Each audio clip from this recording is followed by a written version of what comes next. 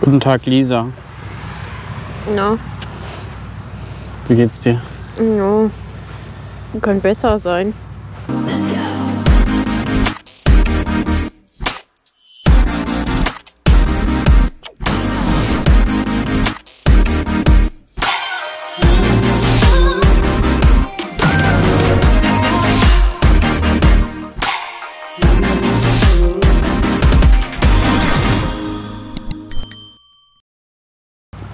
Leute, Lisa geht's nicht so.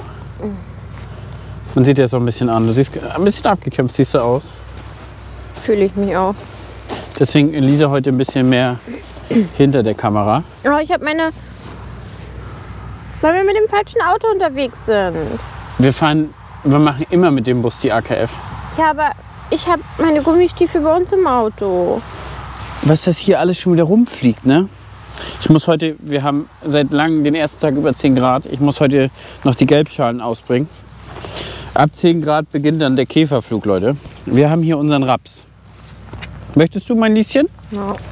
als Kamerafrau fungieren?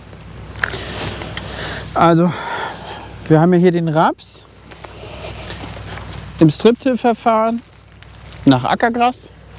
Und ja, der hatte sich eigentlich wirklich gut entwickelt. Immer noch. Sah im Herbst ein bisschen aus wie ein Zuckerrübenfeld. Jetzt sind natürlich im Winter normal die großen Blätter abgefroren, das ist ganz normal. Aber wenn wir uns jetzt gleich mal hier so eine Pflanze angucken, wir gehen bloß aus dem Vorgewände raus. Vorgewände sind ja meist nie repräsentativ, obwohl es hier auch gar nicht so schlecht aussieht.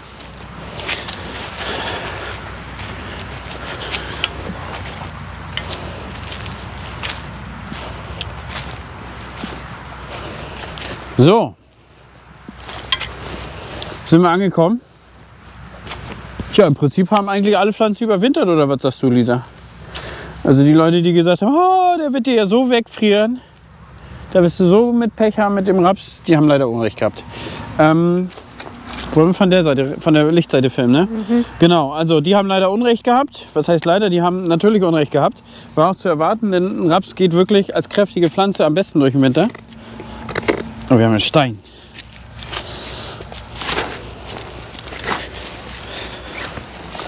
So sieht er jetzt aus. Wir haben Vegetationsstart haben wir. Seit ein paar Tagen wieder. Nährstoffe hat er dieses Jahr noch nicht bekommen. Genau, so sieht er aus. So dick ist er durch den Winter gegangen. Wie man sieht, Messer haben wir auch nicht drin mit, ne? Dann können wir die Wurzeln nicht aufschneiden. Aber wir sehen hier die weißen Wurzeln. Und das ist ein Indikator, dass das Wachstum angefangen hat. Dann ist Vegetationsstart. Wir waren hier mit dem Farmlab drauf. Wir haben 50 Nmin gemessen. Also erstmal haben die Pflanzen Nährstoffe und dann gibt es noch mal ein bisschen was, ungefähr 60 Kilogramm Stickstoff. Und dann ist die Pflanze versorgt fürs ganze Jahr. So sieht sie aus. Also schöne, kräftige Pflanze. Jetzt bilden sich hier drinnen die Verzweigung. Mein Prof hat damals immer gesagt, 12 Nebentriebe wollen wir haben. Und dann sind wir sehr ertragsstark. Ja, und je eher wir halt den Raps gelegt haben, beziehungsweise je früher wir den legen, desto mehr Vorwinterentwicklungszeit hat er. Und desto mehr Zeit hat er jetzt auch im Frühjahr, weil er sich wirklich um das Wesentliche, um die Verzweigung kümmern kann und muss sich jetzt hier nicht mühevoll durch den Winter kämpfen oder irgendwas noch versucht noch zu kompensieren. Wir haben ja schon ziemlich viel gute, auch neue Blattmasse für dieses Jahr. Obwohl wir jede Nacht noch minus 5 Grad haben, geht es trotzdem schon richtig voran auf dem Acker. So, aber was wir auch sehen, hast du das gesehen, wie krümelig der Boden ist. Wir haben ja hier das hier, der Rest noch, auch ein Stein. Das ist ja noch der Rest vom Ackergras. Und wenn man das sich hier anguckt, gucken wir erstmal hier vorne hin. Also wie viel Regenwurmlosung wir hier haben. Das sieht man richtig, ne? Und wie das Gras da reingezogen wurde, ne? Also die Jungs bauen alles ab. Und wenn wir uns das jetzt hier angucken, sieht das schon mega geil aus. Muss man auch sagen, das ist momentan mein geilster Acker vom Bodengefüge. Also 4 Jahre gar keine Bodenbearbeitung und dann einmal Striptill. Wenn man das hier anguckt, wie krümelig der einfach ist, da sind meine andere Felder deutlich scharfkantiger, ne? Also hier ist viel mehr Organik im Boden. Und wir haben halt überall, hier war gerade noch ein Regenwurm, wir haben hier überall Regenwurm und Regenwurmgänge drin, wo jetzt auch die Wurzeln da durchgehen und sich das Ganze erschließen. Also angedacht ist jetzt als Düngung Ein schnell wirkender Dünger mit Nitratanteil, damit wir die Pflanze hier wirklich schnell und zügig versorgen können. Und aus der Distanz haben wir sowieso noch ein bisschen N-Min, also das ist ja der mineralisierte Anteil des Stickstoffs im Boden. Dafür steht das Min, nicht für Minimum, sondern für mineralisiert. Den haben wir noch zur Verfügung und dann kommt natürlich jetzt hier noch die Rapsblätter aus dem Vorjahr, die sich abbauen und dann auch nochmal Stickstoff zur Verfügung geben. Deswegen halt zügig jetzt für die erste Entwicklung und danach greift normalerweise all das, was er aus dem Boden ziehen kann. Das ist als erste Maßnahme geplant.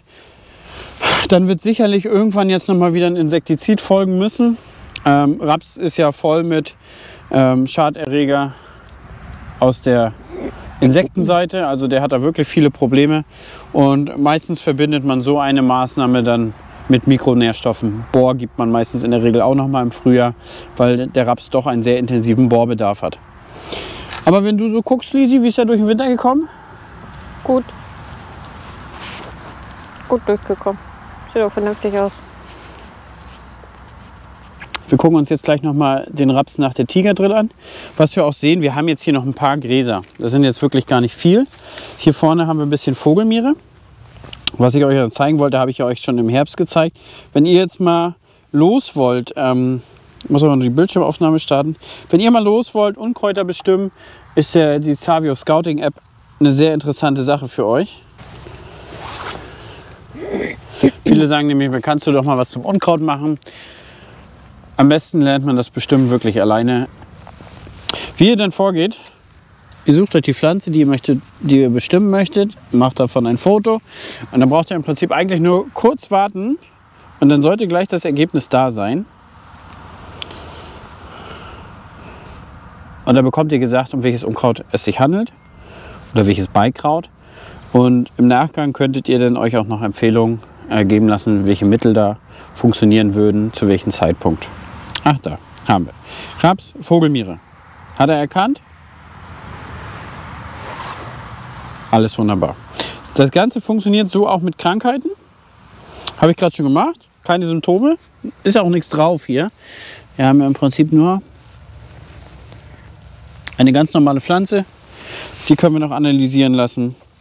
Blattschaden, Schädlingsidentifikation, das werden wir in den nächsten Wochen dann machen. Wir können nämlich eine Gelbschale aufstellen, können die Gelbschale fotografieren und dann können wir auch sagen, wie viel von jedem Insekt da drin schwimmen sollte. Das wird ganz spannend, wie gut das funktioniert. Da bin ich echt auch gespannt.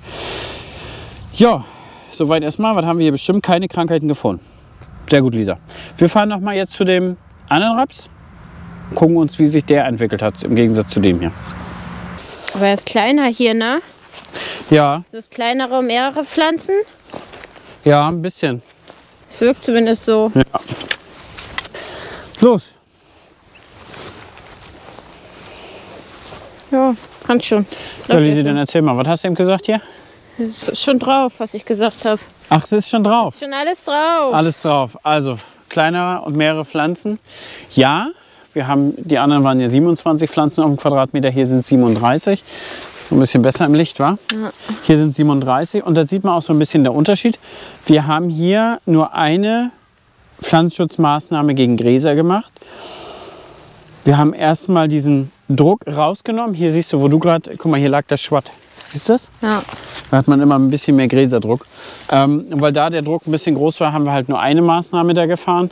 Und dann war aber der Raps schon relativ schnell und zugewachsen, sodass ich gesagt habe, oder mir gesagt habe, jo, dann fahre ich die zweite Gräsermaßnahme rechtzeitig im Frühjahr.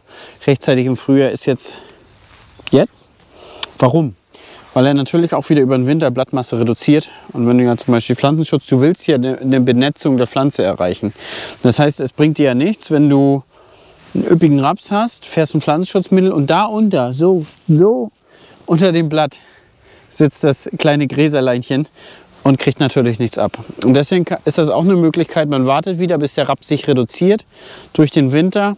Dann kann man die Maßnahme fahren und dann geht das in Gang. Hier ist nämlich relativ viel drin, auch der ganze Rand, alles Ausfallgetreide, da wo du stehst, ist schon relativ viel und wäre jetzt in den ersten Wochen auch sehr viel Konkurrenzdruck dem Raps gegenüber. Auch sehr viel Vogelmiere hier, ne? Ja.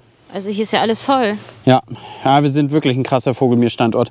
Vogelmiere ist jetzt aber nicht das ganz große Problem, weil die wird relativ schnell überwachsen und dann kümmert die nur noch vor sich hin. Na, weil sie halt wie so ein Teppich ist, ne? Genau. Die wächst ja nicht in die Höhe. Genau.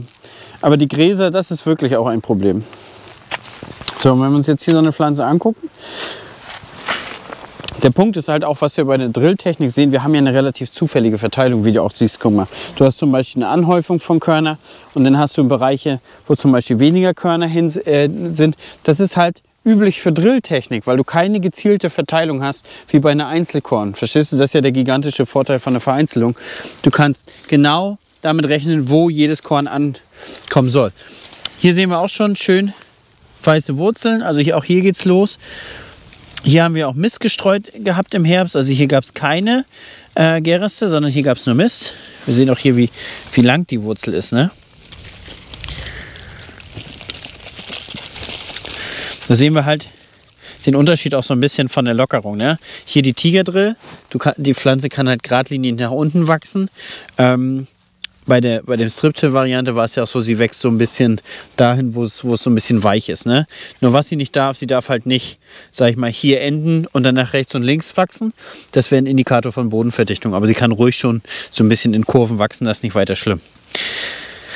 Aber so wächst sie im Prinzip, wenn es gar keinen Widerstand auf der Höhe gibt.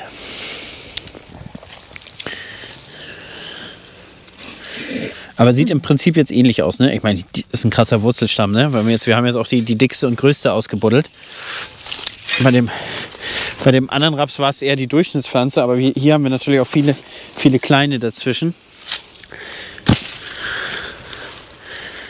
Hier, wir haben hier auch viele von der Größe und das ist, glaube ich, auch so, guck mal, da siehst du, das war das Saatkorn. Aber hier ist so, glaube ich, das ist so repräsentativ für die meisten Bestände so in Deutschland ungefähr. So sieht der aus. Ist nicht zu klein, ist auch nicht zu groß, ist okay.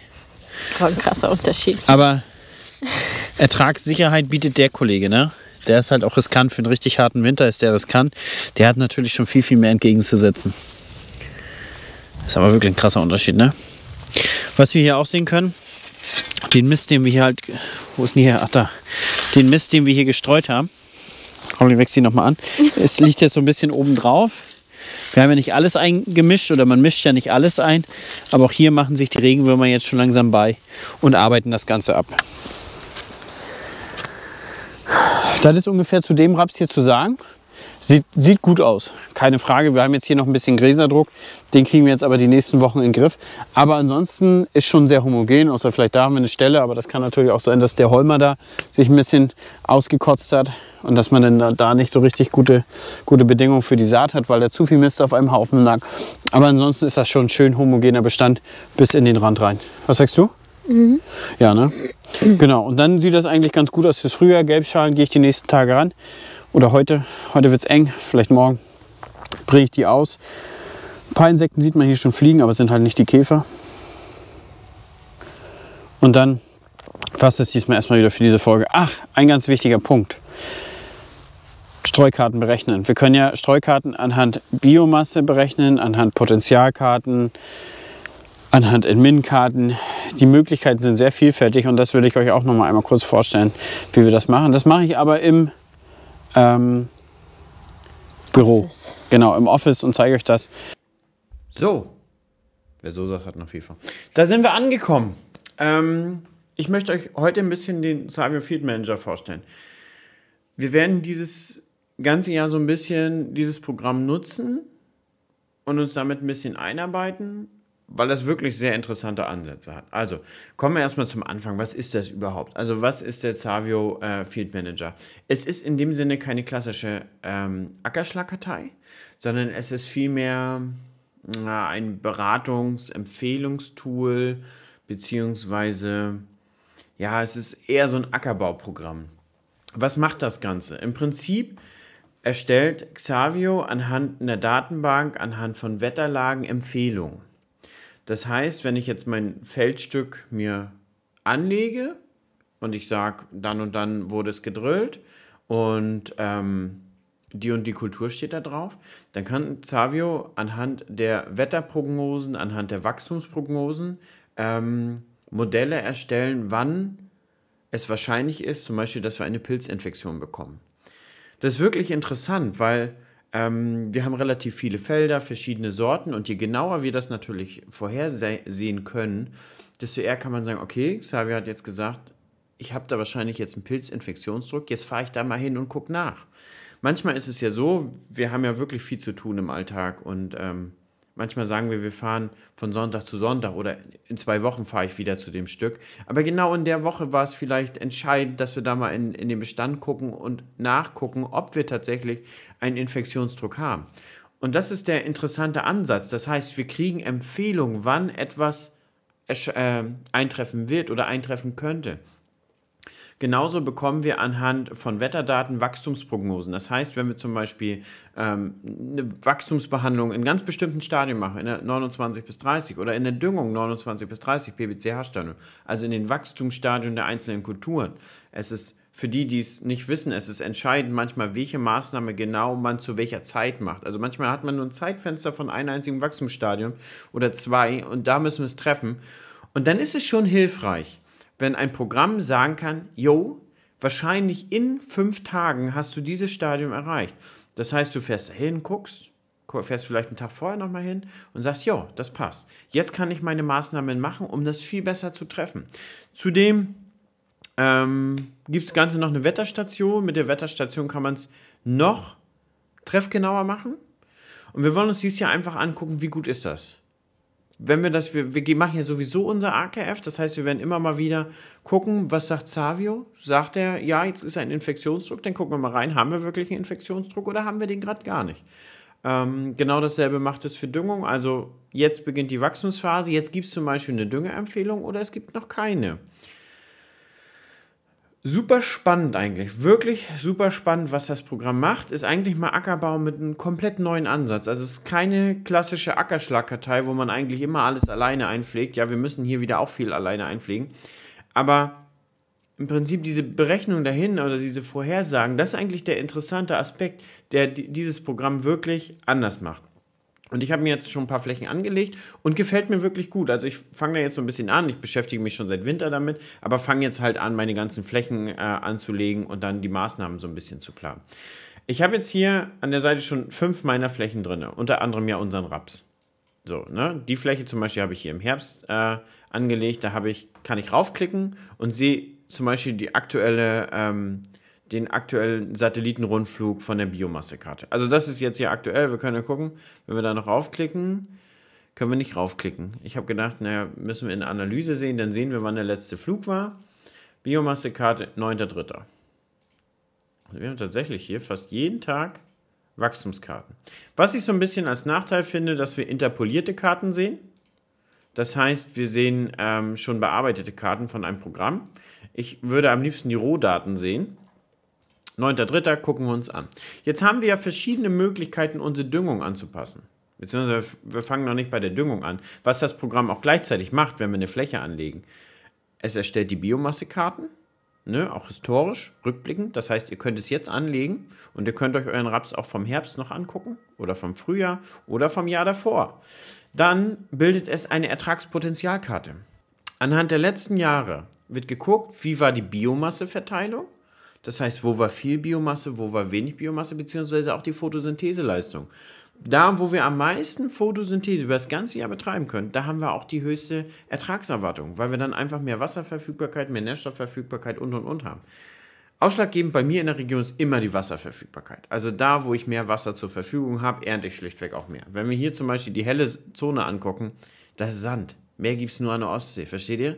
Hier genauso. So viel Sand, mehr gibt es nur an der Ostsee. Aber wir haben hier diese Verteilung. Und hier, zum Beispiel hier, ernten wir auch satt. Ne? Hier ernten wir wirklich gut in den Zonen und hier ernten wir nichts. Und das kriegen wir auch jetzt nicht so spontan verbessert. Du kriegst halt aus dem Sandboden jetzt keine 100er Scholle gemacht. Deswegen ist es auch wichtig, dass wir teilflächenspezifisch arbeiten. Gerade in meinen Gebieten ist das super wichtig. Wir haben verschiedene Ansätze. Wir könnten das mit einer Reliefkarte machen. Wir sehen, okay, wie ist die Reliefverteilung, ne? Relief- und Steigungskarte, sieht so aus. Eine Steigungskarte. Also wir haben hier so viele Möglichkeiten. Zusätzlich können wir zum Beispiel unsere eigenen Kartierung einladen. Zum Beispiel habe ich hier, Moment, das heißt noch Feld 1. Hier, meine Gerste. Meine Gerste, wir haben hier die Biomassekarte. Ja, gut, da wird jetzt nicht viel erkannt, ne? Die Ertragspotenzialkarte sieht saugut aus. Ne? Vor allen Dingen, was mir auch gefällt, dass halt das Vorgewende auch wirklich immer ein bisschen weniger gibt, weil es ist auch wirklich repräsentativ, dass das Vorgewende weniger erntet. Gerade hier in den Bereichen passt wirklich sehr gut. Und das ist die Ertragskarte. Habe ich vom letzten Jahr eingeladen. Wir können diese auch für die Düngung nutzen. Und jetzt möchte ich euch einfach zeigen, wie simpel das ist, hier eine Düngung zu erstellen. Das ist wirklich super simpel. Und ihr braucht da erstmal anfangs gar nicht viel berechnen und das passt auch so schon ziemlich gut. Das heißt, wenn wir uns jetzt die Fläche angelegt haben, ne, gehen wir auf unsere Wunschfläche. Das haben wir uns gerade angeguckt. Kabelpass Kurva ist das Ganze hier. Das ist mein Raps nach Weizen. Ihr seht, ich habe die Düngung vom Herbst hinzugefügt. 10 Kubik haben wir hier Gerste gefahren. Und jetzt gehe ich auf Maßnahmen hinzufügen und sage, ich möchte eine Düngung machen. Das Ganze kann ich übrigens auch mit Pflanzenschutz machen, mit Wachstumsregler. Es ist super interessant, auf den Sandgruppen kaum bzw. gar keinen Wachstumsregler einzusetzen und in den Senken vielleicht ein bisschen mehr zu fahren. Im Gesamten fahren wir dann weniger, aber die Verteilung ist umso viel besser. Und das mit so einem Programm, mit dieser Art von Programm, es gibt ja noch andere, aber mit dieser Art von Programm ist das so super interessant, weil es Ressourcen schont und weil es einfach eine geniale, bessere Verteilung gibt. Und ihr seht, wie einfach das ist. Pass auf.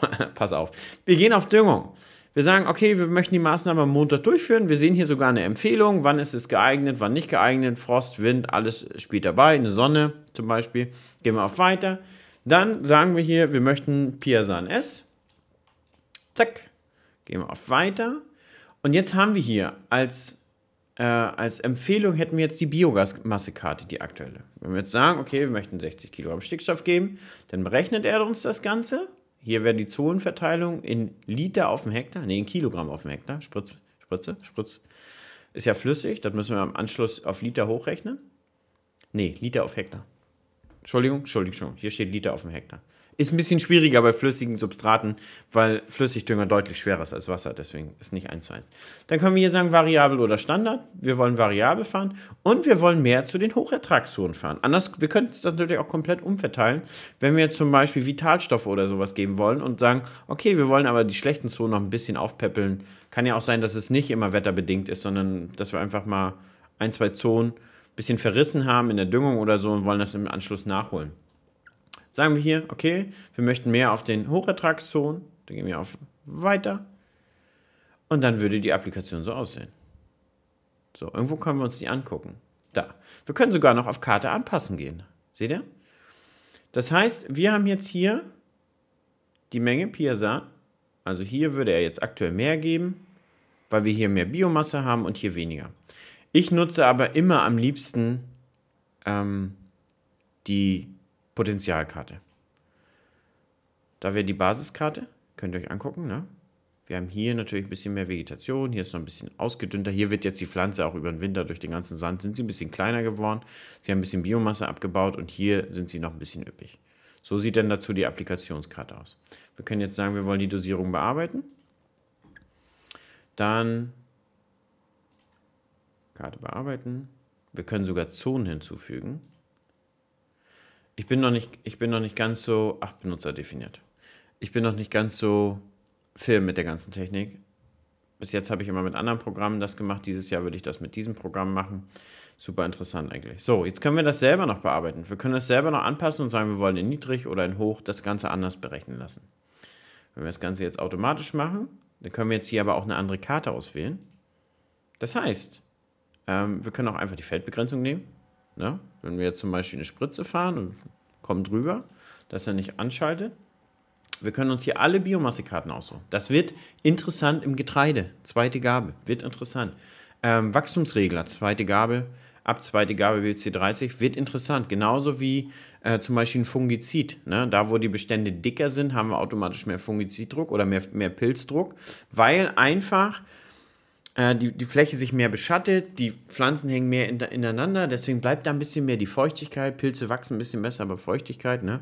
Und auf den Sandkuppen ist es ja so, sobald das ein bisschen trocken wird oder so, Blätter rollen sich ein, stellen sich auf, Bestände trocknen durch, wir haben weniger Infektionsdruck. Das heißt, damit können wir auch arbeiten. Wir wollen aber historische Potenzialkarte jetzt in dem Fall nutzen. Also ich fahre immer nach historische Potenzialkarte, weil es einfach das Potenzial der Fläche darstellt. Ne? Und weil es gibt Jahre, da ernten wir überall gleich. Aber die meisten, das ist ja im Prinzip der Durchschnitt der letzten 5 Jahre, stellt sich so dar. Und das ist eigentlich auch eine super Sache, so zu düngen. Wir können Zonen noch hinzufügen. Wenn wir jetzt sagen, okay, hier in der Ecke ernten wir sowieso nie was, können wir auf 0 setzen. Ist alles möglich, und auch super einfach. Jetzt sagen wir speichern. Dann sagen wir hier Stickstoff Kilogramm pro Hektar 60. So. Moment, ich habe das vorhin hier einmal so gemacht, glaube ich, und dann hat es funktioniert. Das scheint ein kleiner Fehler zu sein. Genau. Also, ich habe jetzt hier einmal bloß die Hochertragszone ausgewählt und dann wusste er Bescheid. Hier war anscheinend kein Wert drin. Jetzt sage ich ihm, okay, ich möchte mehr zu den Hochertragszonen haben. Und dann möchte ich 60 Kilogramm Stickstoff pro Hektar. Also scheint ein Bug zu sein. Man muss erst auf Standard, dann auf Variabel und dann mehr zu den Hochleistungszonen gehen. Und dann habe ich jetzt hier 60 Kilogramm Stickstoff auf dem Hektar und dann sieht so die Verteilung aus. Das würde ich so auch machen. Ich habe das noch ein bisschen nachgerechnet. Ihr müsst jetzt natürlich auch wissen, was sagt eure Bedingung und Bedarfsermittlung, was dürft ihr, was könnt ihr. Dann sagt ihr weiter. Dann habt ihr hier die Karte. Ihr könnt euch die entweder angucken oder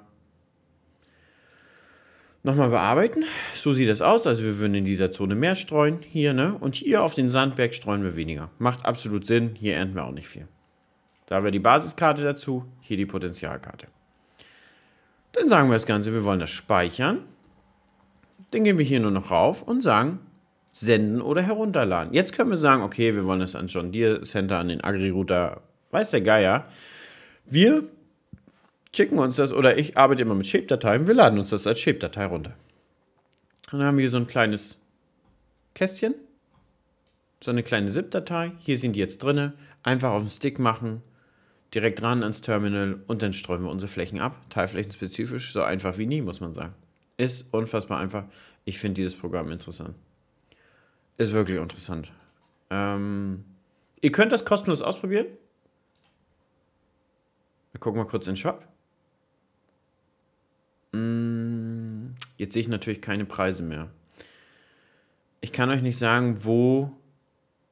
Ich weiß, die Pro-Version kostet 500 € im Jahr. Aber machen wir uns nichts vor, bei den aktuellen Preisen, ab einer gewissen Größe, 500 €. Wir zahlen inzwischen für eine Tonne Kass, Piasan 600 bis 1000 €. Also das ist inzwischen, wenn wir eine Tonne sparen können, haben wir es schon drin. Und die Basisversion, ihr könnt das kostenlos ausprobieren mit 2 Flächen und die könnt ihr, soweit ich weiß, auch das ganze Jahr beobachten und begleiten und probiert euch da ein bisschen aus. Ist, glaube ich, eine super interessante Sache. Vielen, vielen Dank. War ein bisschen länger, tut mir auch ein bisschen leid, aber es ist ein bisschen komplexeres Programm und ich wollte, dass ihr so ein bisschen versteht, warum wir damit dieses Jahr arbeiten und warum wir es so ein bisschen öfter mit nutzen wollen. Also, vielen, vielen Dank und ich gebe weiter an Hannes auf dem Acker. Und zu guter Letzt, also wenn euch das Video wieder gefallen hat, gebt mir einen Daumen nach oben, lasst ein Abo da. Würde mich freuen, wenn ihr nächstes Mal wieder reinschaltet. Nächstes Mal gibt es dann das ganze Getreide, gibt es wieder die Zwischenfrucht. Ich habe ja gesagt, wir wollen dieses Jahr das so ein bisschen machen, jede Kultur für sich, dass man auch als Zuschauer die Möglichkeit hat, jede Kultur für sich nochmal nachzusehen.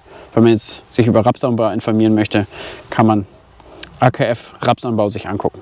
Was sagst du dazu, Lisa? Gute Idee. Gute Idee, sagt sie. Okay, Gott sei Dank. Alles klar, Leute. Vielen, vielen Dank fürs Zuschauen. Wir sehen uns das nächste Mal wieder. Bis dann.